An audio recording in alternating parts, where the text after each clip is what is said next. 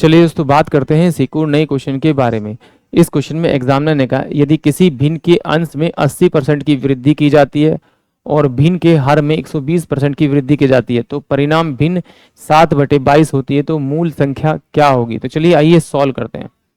मान लेते हैं कि उस नंबर का जो अंश है यानी न्यूमरेटर है वो x है और डिनोमिनेटर जो है आपका y है, यानी कि हर उसका y है। अब एग्जामिनर कह रहा है कि उसके अंश में यानी कि न्यूमरेटर में 80% की वृद्धि होगी, यानी 100 का मैं अगर मान लिया उसका अंश 100 होता यानी न्यूमरेटर का 100 होता तो मैं उसका 80% निकालता, 80 आता और फिर 100 में जोड़ता तो वो कितना होता 180। तो डायरेक्ट इसे क्या करेंगे हम 180 से हम मल्टीप्लाई कर देंगे इनटू में।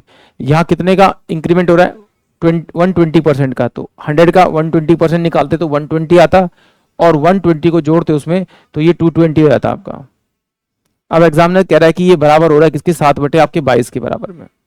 ये आमने सामने की वैल्यू कट जाती है तो 22 से कम 22 और 22 10 पे ये कट जाएगा आपका, इससे ये कट जाएगा तो x अपॉन में y बराबर में 7/18 इस क्वेश्चन का करेक्ट आंसर आएगा। यानी कि ऑप्शन जो मेरे पास में ए होगा वो इस क्वेश्चन के लिए करेक्ट होगा।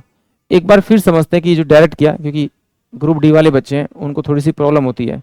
कैसे, देखिए आपने x का निकाला होगा 80% पहले, ठीक है, ये 80 फिर आपने इस x में जोड़ दिया होगा, इस वैल्यू को इसमें जोड़ दिया होगा, तो इसका एलसीएम यहाँ से आपने x कॉमन निकाला तो एलसीएम लेंगे आपका 1 प्लस का ये 80 बाय में आपका 100 हो जाएगा। फिर सोल्व करेंगे तो x, तो ये 100 नीचे तो 100 से नहीं, यहाँ मुझे मल्टीप्लाई करना पड़ेगा और 100 से ऊपर मल्टीप्लाई, यानी 100 प्लस का 80 बाय में आपका 100, यानी कि x इंटू में कितना हो जाएगा 180 बाय में 100।